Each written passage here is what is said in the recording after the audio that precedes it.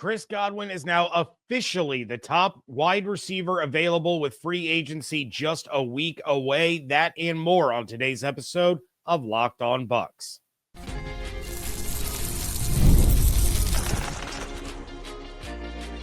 You are Locked On Buccaneers, your daily Tampa Bay Buccaneers podcast. Part of the Locked On Podcast Network, your team every day. What's up, and welcome into this episode of Locked On Bucs, your daily podcast covering the Tampa Bay Buccaneers, part of the Locked On Podcast Network, your team every day. I want to thank you for making Locked On Bucs your first listener view every day. Don't forget you can subscribe or follow for free on YouTube or wherever you get your podcasts. And, of course, you can follow along on Twitter. I am James Yarcho at JYarcho_Bucs, credential member of the media covering your Tampa Bay Buccaneers, here with you every Monday through Friday along with the everydayers. And for that, I want to share my appreciation for your continued support of the show. One of the ways you can support the show is become a Locked On Bucs insider. You're going to get news, rumors, updates, general thoughts, one-on-one conversations with me via text message. Go to joinsubtext.com/LockedOnBucs or click the link in the show notes to become an insider today. Another interesting name has become available that the Bucs should be taking a look at, and Aaron Schatz drops his projections linking one free agent to every team in the NFL. But let's start with Chris Godwin and the latest there. So we are closing in on free agency as the open negotiating window begins on Monday. That's when teams and players can begin discussing contracts and they can agree to deals in principle, but those deals cannot become official until Wednesday at 4 o'clock when the new league year and free agency officially begins. There have been times in the past where we've heard about deals agreed upon on a Monday or a Tuesday, and then those deals end up falling apart before they're officially signed. It does happen. So even though you hear on Monday that this team has agreed to a 3-year deal with this player, it's not official until free agency actually begins on Wednesday and they put ink to paper. On Monday, the Cincinnati Bengals did franchise tag Tee Higgins, which now officially makes Chris Godwin the top receiver on the free agent market since the Bucs did not tag him. I talked about this a few weeks ago when it was announced that the Bengals were going to tag Tee Higgins, but now it is official. Here's the issue with Godwin. He is without a doubt the best receiver currently set to hit the market. You have Stephon Diggs, Keenan Allen, Amari Cooper, Brandon Cooks, DeAndre Hopkins, Mike Williams, Hollywood Brown. None of those guys are as good as Chris Godwin. But the other issue now is the Deebo Samuel trade. He's officially off the market and joining the Washington Commanders. So while that's one receiver needy team that has addressed that need at the receiver position, that's also one less receiver that teams are able to pursue that was going to be, kind of a hot commodity. With Godwin, it's exactly what I mentioned before. Does he want to stay in Tampa with Baker and Mike and Bucky and the rest of that offense, play in a similar scheme to what he played in last year that had him on pace to be among the top of the leaderboards in all receiving categories, with Josh Grizzard taking over, and then knowing that the Buccaneers are close to competing for a championship? Or does he want to take potentially more money elsewhere in order to play in, say, Buffalo, Kansas City, Green Bay, Baltimore, some of these other championship contending teams where he might have even more opportunity? Because let's face it, of those teams that I just named, he is undoubtedly the number one receiver the day he walks in the building for any one of them. He has also thrived in that number 2 role in Tampa because it's not a true number 2. It's a 1A, 1B situation where some games he's the number 1, some games Mike is the number 1. Is that something that he's willing to risk losing in order to play elsewhere? But then there's the health, and that's going to be a big sticking point. Now, I think we all believe that Godwin is going to bounce back and recover from this injury because that's the kind of worker that Chris Godwin is. That's how motivated he is. That's the kind of person that he is. But are other teams or even the Buccaneers going to be able to believe that he will be the same player, in 2025 than he was the first 7 weeks of 2024. I was talking to Steve and Lee of Joe Bucs Fan in Indianapolis for a little while when I was there last week, and we were talking about this Chris Godwin situation, and they both expressed concern over the vibes that they are getting regarding the health. Now, that's something that they mentioned on, I believe it was the episode where they interviewed Jason Light, which, by the way, shout out to Steve and Lee for the shows that they dropped last week. They had an interview with Bowles. They had an interview with Light. Go check those out. They did a really, really great job. It was kind of fun to listen to Todd Bowles kind of be a little bit different than he normally is. He wasn't as stoic. He was a little more laid back. He had a little bit more fun, was joking around. But a couple of great interviews there with Todd Bowles and Jason Light from Indianapolis. But the Bucs want him back. And from all accounts, Godwin wants to be back. But how much are the Bucs willing to pay without knowing his condition and whether or not they would be shelling out over $20 million a year for a guy that hasn't even started running yet? And then Steve brought up a great point when we were sitting there chatting. If other teams sign him, they have the potential to void the deal because of the physical. The Bucs don't have that option. They can't sign him and then say that he failed a physical and the deal is dead. Any other team has that safety valve if they sign him in free agency. At the end of the day, I am still optimistic that Godwin returns. I still think that both sides want to get this figured out and that there is a deal to be made. They extended the deadline for his current contract to void, but time is ticking. Godwin can start talking to other teams in less than a week. So if you don't have a deal done by then, and you open that door for other teams to start wooing him and start throwing all kinds of money in his face, getting a deal done becomes that much harder. I mean, shoot, the Rams are trying to unload Cooper Kupp. And you mean to tell me that Sean McVay wouldn't love to have Chris Godwin go to Los Angeles and take over that role and immediately put them back in championship contention? I mean, obviously you need Stafford to stay healthy, but they brought him back. Now you can bring in Chris Godwin to pair up with Puka Nacua. That is a terrifying combo out there in the West. The Eagles have money to throw around. They could add him to an already lethal offense. I mentioned the Packers. You have the Lions, the Vikings, the Steelers, the Chargers, the Raiders. They all have tons of money that they can throw around. The Chargers were a playoff team last year, and you can't name one receiver on their team. You mean to tell me that Harbaugh wouldn't love to bring in Godwin and then draft a receiver to pair up and have for Justin Herbert? You mean to tell me that Sean Payton in Denver didn't see what Godwin did against the Saints for years and years and years, and he doesn't think to himself that he's got over $40 million to play with and he can go get a Super Bowl winning receiver for his young quarterback? The clock is ticking for Jason Light and the Bucs to get this done. Once he gets a chance to test that market and start having all these teams fawn over him, it's going to be really, really tough to get that genie back in the bottle. Every team that you heard that was tied to Tee Higgins, all of those teams now shift to Chris Godwin. And I'm not saying it's impossible for Godwin to hear from other teams and then still return to the Bucs, but there's going to be a lot of temptation once those offers start to roll in. It could be the guaranteed money, could be the average annual value, it could be the term. If he thinks that this is going to be his last chance to really get paid, he may look for a longer deal and more stability. Godwin just turned 29, so there's a chance that he gets one more big deal before his time is up. If he signs another 3-year deal, he'll only be 32 the next time he hits free agency, and we get to do this all over again. But think of some of the other receivers that are currently in free agency that have had drop-offs since hitting that 30-year mark. Stephon Diggs is 31. He has fallen off significantly. Amari Cooper is 30. He disappeared last year, even after landing in Buffalo. DeAndre Hopkins is 32. He disappeared. He's a shell of himself over the last couple of years. The chances that Godwin replicates his production last year are high, but history also says that he's not likely going to be able to keep that up much longer. Mike Evans is the exception. He's not the rule.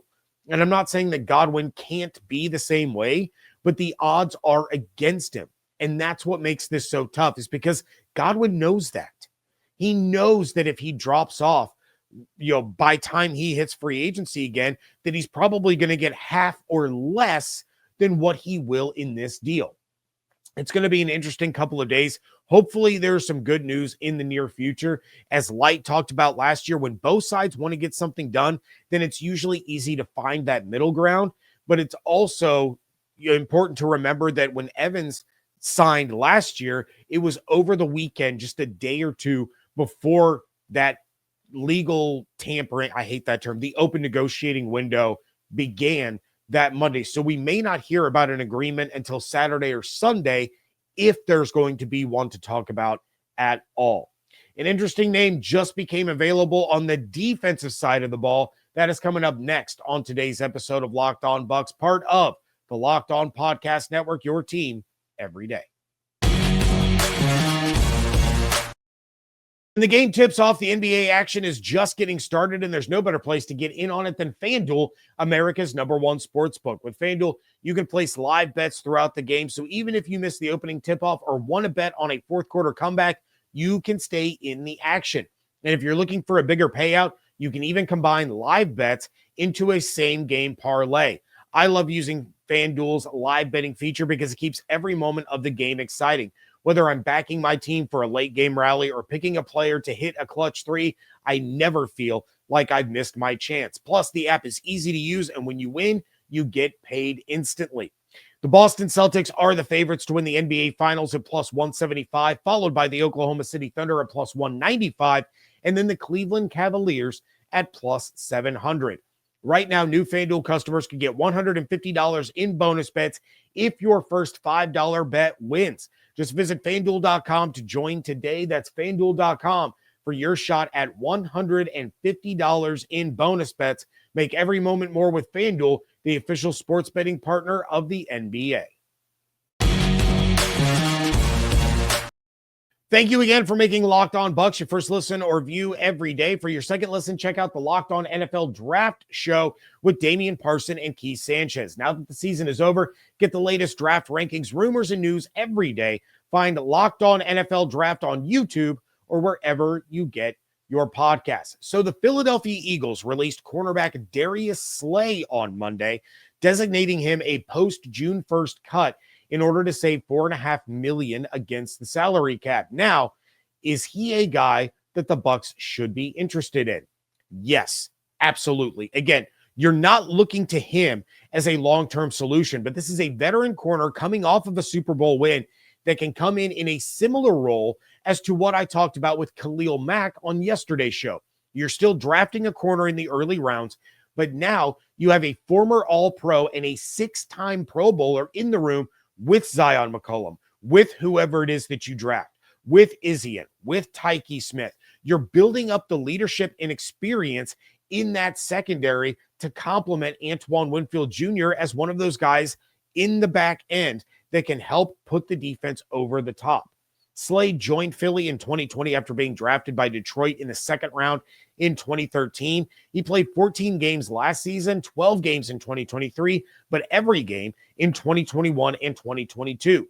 Last season, he had 13 passes defensed, a forced fumble, 3 tackles for loss, 49 total tackles, but no interceptions. It was the first time since his rookie season that he did not get an interception. But according to PFF, he actually had his best graded season since 2021, and it was a huge jump over his production in 2023. In fact, it was his second best season since 2018, second only to his 2021 season, which was, according to PFF, the best of his career.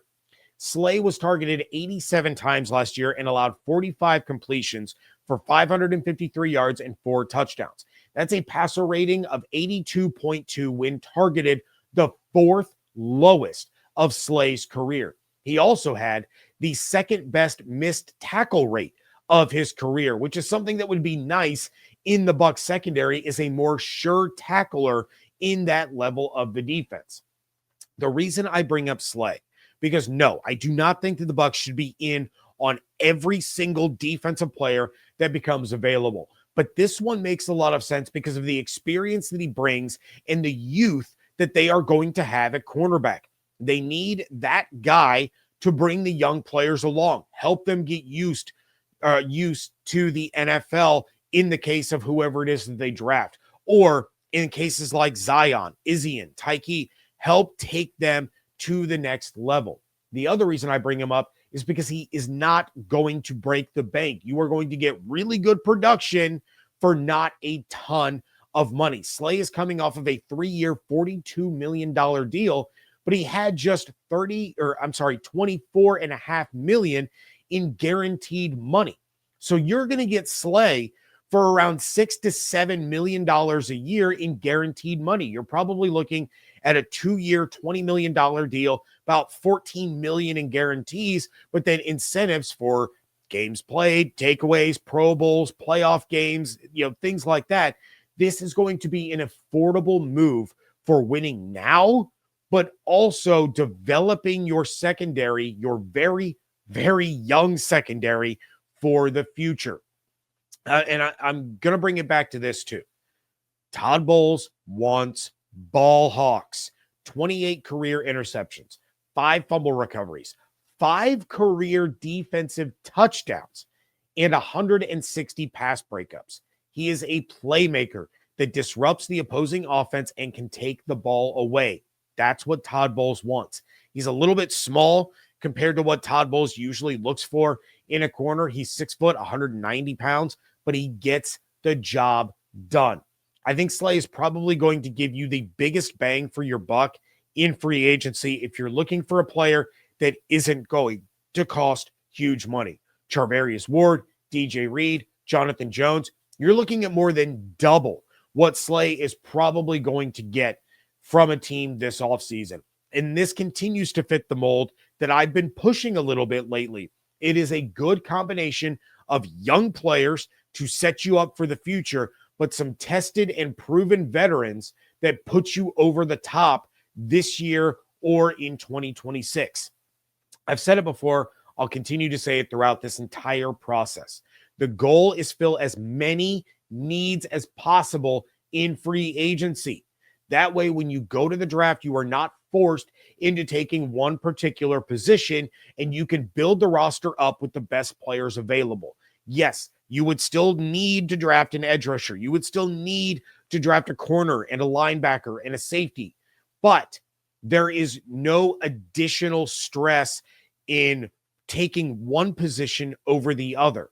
Whereas if you come out of this free agency period and you have not signed a corner, if you have not signed an edge rusher, if you have not signed a linebacker, now there's additional pressure to get one of those impact guys early, and you may be passing up on a better overall player just because you're forced into taking a position.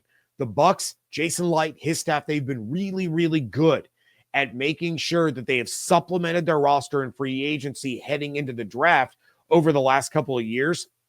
And it has continuously left them with plenty of options come draft weekend. And then real quick, I've seen some people talk about this, so I'm going to bring it up. The Bengals released former Bucs offensive lineman Alex Kappa in order to free up some cap space.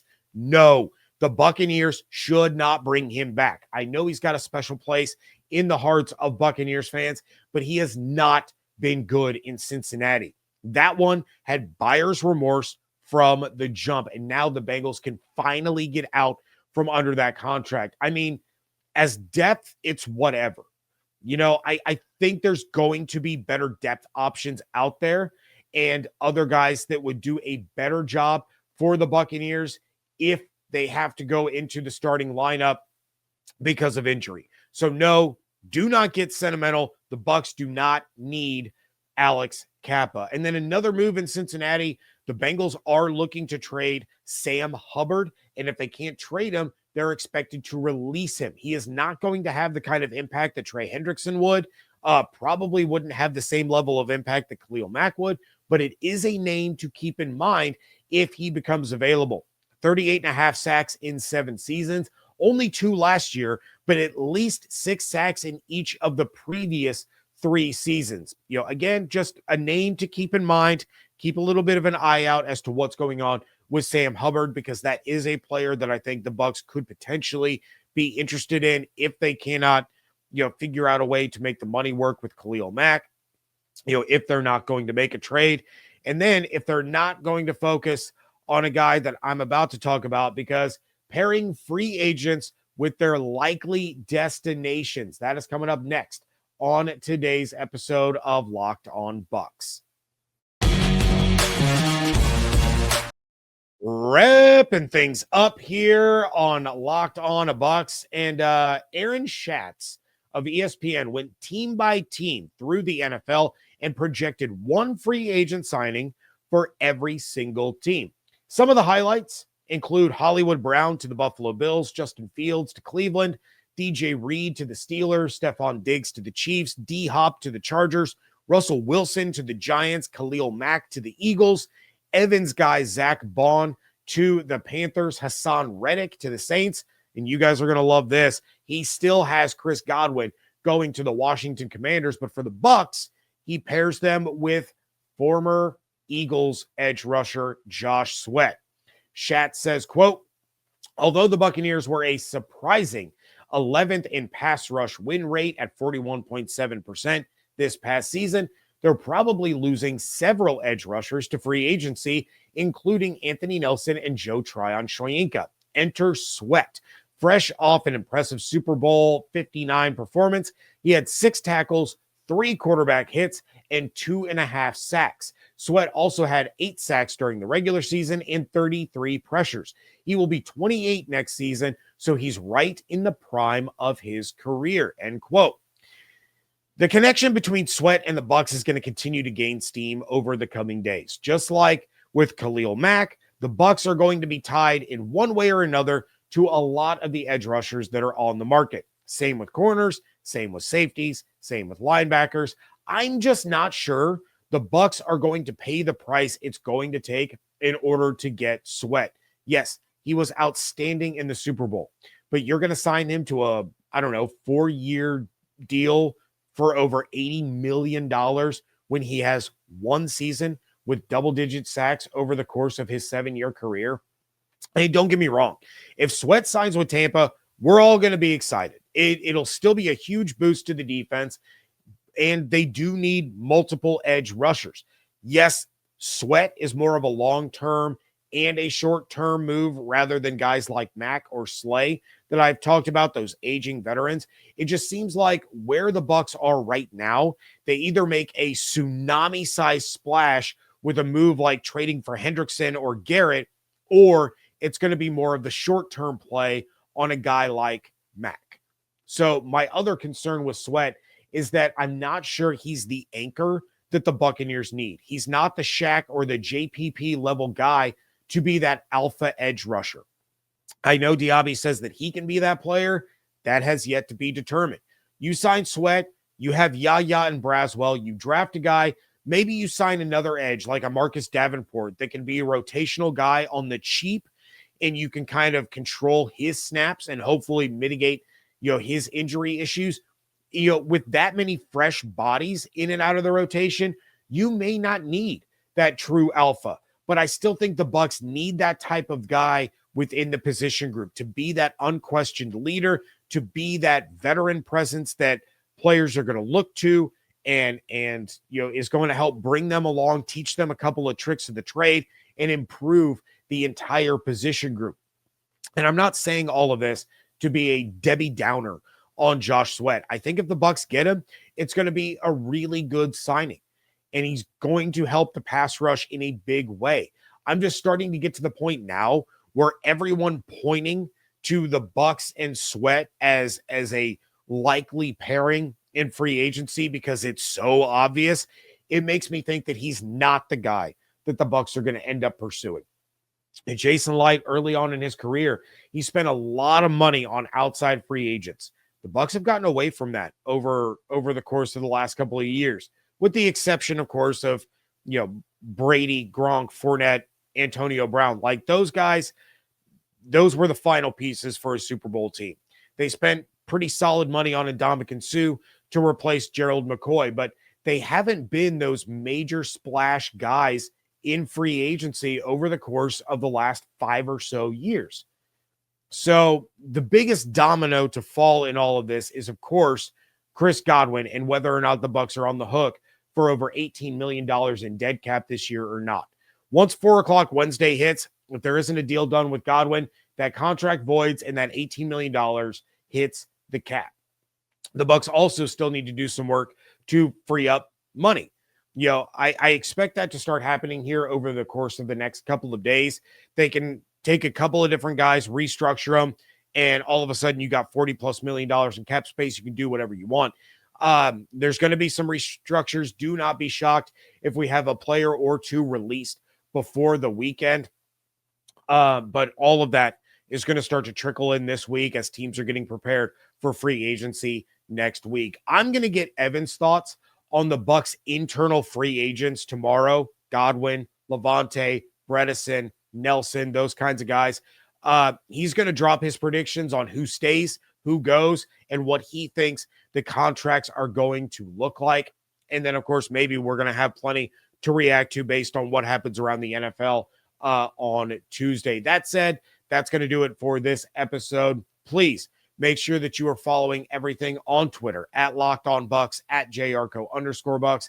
Make sure that you are subscribed on YouTube with those notifications turned on, as well as wherever you get your podcasts. And of course, become a Locked On Bucs insider. Go to joinsubtext.com/LockedOnBucs or click the link in the show notes. Hope you all have an absolutely outstanding day. Stay safe, stay healthy, fire the cannons. I want to thank you so much for joining me right here on Locked On Bucs, part of the Locked On Podcast Network, your team every day.